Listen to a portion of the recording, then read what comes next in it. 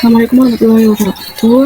Saya Zuleti Nabila Lapsarin dengan NIM 22070010165 akan mempresentasikan proposal kualitatif dengan judul Self-Regulated Learning pada siswa kelas 9 SMP 1 Muhammadiyah Purwokerto menjelang ujian akhir. Yang pertama itu ada bab 1 pendahuluannya dengan latar belakang siswa tingkat SMP itu telah memasuki masa remaja awal dengan rentang usia sekitar usia 13 sampai 17 tahun. Ini fase ditandai oleh adanya perubahan emosional. Saat ini siswa dihadapkan dengan beban akademik serta mengalami perubahan emosional yang begitu intens. SRL memungkinkan siswa untuk bisa menetapkan tujuan, memonitoring proses belajarnya, dan mengevaluasi pencapaian dari proses belajar mereka, sehingga mereka ini dapat merespons tantangan akademik dengan lebih terarah dan percaya diri. Ini berdasarkan penelitian oleh Montalvo pada tahun 2004. Maka dari itu, kemampuan mengelola dan mengarahkan diri dalam proses pelajaran ini disebut dengan self-regulated learning atau yang disingkat sebagai SRL. SRL menjadi faktor utama dalam mendukung siswa untuk beradaptasi serta mengatasi tantangan yang mereka hadapi ketika belajar. Dalam fokus penelitiannya itu menggali pengalaman nyata siswa dalam menghadapi ujian dan dengan rumusan masalah berdasarkan latar belakangnya dirumuskan masalahnya itu yang menjadi pertanyaan penelitian bagaimana strategi self-regulated learning yang dimiliki oleh siswa kelas 9 SMP 1 Muhammadiyah Purwokerto menjelang ujian akhir, dengan tujuannya itu mengetahui strategi SRL yang digunakan siswa. Untuk manfaat penelitiannya secara teoretis itu diharapkan dapat berkontribusi memberikan kontribusi pengetahuan dalam psikologi pendidikan. Lalu secara praktis ini siswa itu sadar pentingnya self-regulated learning dalam proses belajarnya ketika mereka menghadapi tantangan serta mampu memperbaiki strategi belajar yang mungkin selama ini itu masih kurang mereka dalam mengelola. Kalau bagi guru ini menyesuaikan metode dan bimbingan belajar sebagai tenaga pendidikan, guru memberikan bimbingan belajar khusus untuk siswa biar agar lebih optimal hasil belajarnya. Bagi sekolah ini dapat mengevaluasi kurikulum dan dasar pelatihan self-regulated learning. Selanjutnya terdapat perbedaan dengan penelitian sebelumnya. Yang sebelumnya itu fokus pada intervensi dan pendekatan kuantitatif. Ini terdapat di penelitian Hanifah dan Rusmawati. Ini lebih menekankan pada intervensi. Penelitian mereka itu pelatihan self-regulating itu untuk mengatasi prokrastinasi dengan hasil yang menunjukkan bahwa SRL ini dapat menurunkan prokrastinasi akademik. Hal ini itu juga serupa dengan penelitian Anas dan Elsa pada tahun 2016 yang meneliti bahwa strategi SRL itu meningkatkan prestasi belajar matematika pada siswa SMP. Penelitian ini itu menggunakan pendekatan kualitatif, eksperimen, dan menunjukkan bahwa penerapan SRL ini berpengaruh signifikan terhadap peningkatan prestasi akademik siswa. Penelitian oleh Anas dan Alsa ini termasuk sebagai intervensi strategi SRL ini untuk meningkatkan prestasi belajar matematika.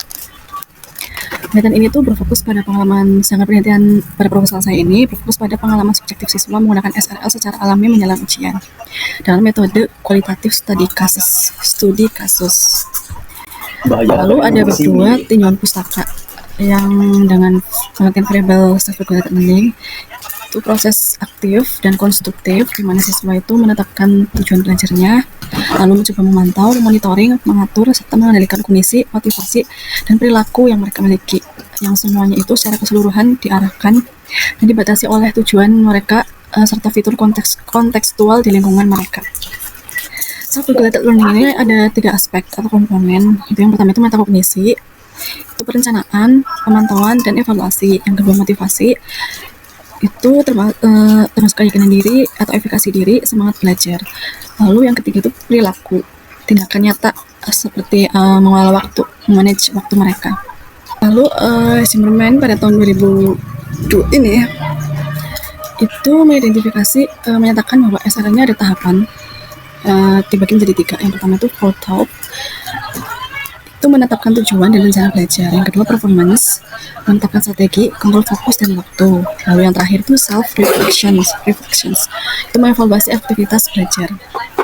Terdapat juga faktor-faktor dari self regulated learning oleh Pinterest pada tahun 2000. Yang pertama itu regulasi kognitif.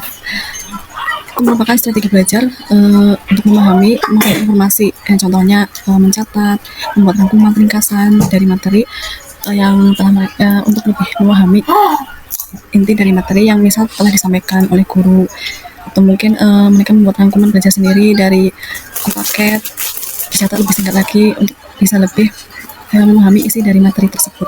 Yang kedua itu regulasi metakognitif, merupakan kesadaran dan pengendalian proses berpikir, termasuk adanya perencanaan, pemantauan, dan evaluasi belajar. Yang ketiga, regulasi motivasi dan afeksi, itu pengelolaan dorongan belajar dan emosi, contohnya menjaga semangat, ambisi, percaya diri, dan stres, tekanan yang dihadapi. Lalu yang terakhir itu keempat, regulasi perilaku. Itu termasuk merupakan tindakan nyata dalam mendukung belajar seperti mengatur waktu, manage waktu, dan memilih lingkungan belajar yang kondusif.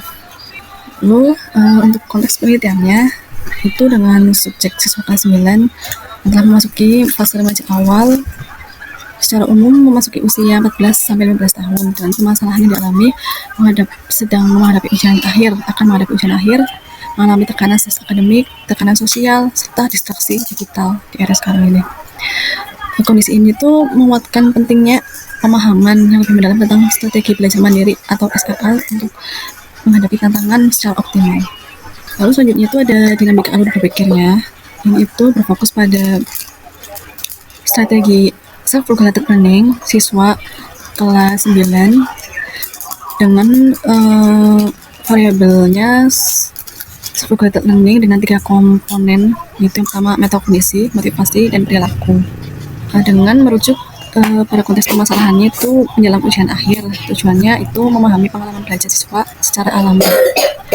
Lalu tiga metode penelitian dengan pendekatan kualitatif studi kasus. Pendekatan kualitatif ini datanya bersifat naratif dan deskriptif, dan peneliti ini menjadi instrumen utama dalam pengumpulan dan analisis informasi.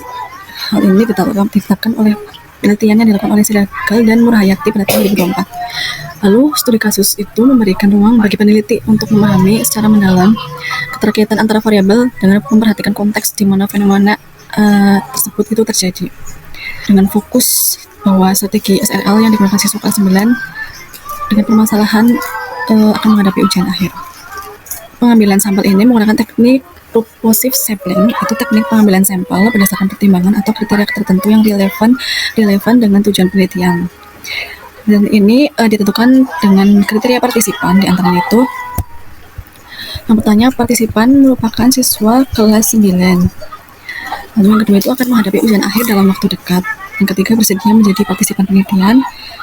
Lalu yang terakhir, partisipan itu setidaknya pernah mengalami pembelajaran daring, online, maupun pembelajaran hibrid, yaitu gabungan pembelajaran tatap muka, luring, dan online.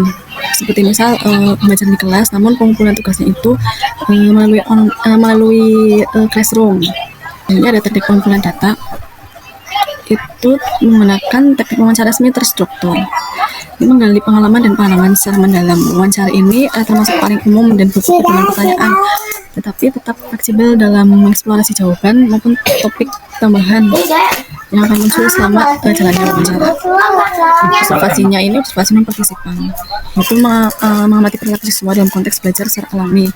Teknik pengamatan di mana itu peneliti bertindak sebagai pengamat luar yang tidak ikut terlibat secara langsung dalam kegiatan interaksi yang diamati. Dalam metode ini, peneliti itu mengamati dan mencatat perilaku maupun kejadian secara objektif tanpa ikut campur maupun mempengaruhi situasi yang ada. Lalu selanjutnya untuk analisis data dan validitasnya. Analisis datanya itu analisis sistematik, mengidentifikasi tema-tema utama dari wawancara dan observasi yang relevan dengan fokus penelitian yang sudah digali. Teknik untuk menetapkan validitasnya menggunakan teknik triangulasi, yaitu kombinasi wawancara, observasi, dan dokumentasi untuk meningkatkan validitas dan kredibilitas hasil penelitian. Etika penelitiannya itu ada 4. Yang pertama itu adanya perizinan atau informed consent, itu persetujuan secara sadar dari partisipan. Yang kedua itu kerahasiaan dan anonimitas. Itu identitas partisipan harus dijaga, dirahasiakan dengan menyamarkan nama atau data pribadi lainnya agar tidak dikenali oleh pihak luar. Lalu yang ketiga itu tidak merugikan partisipan.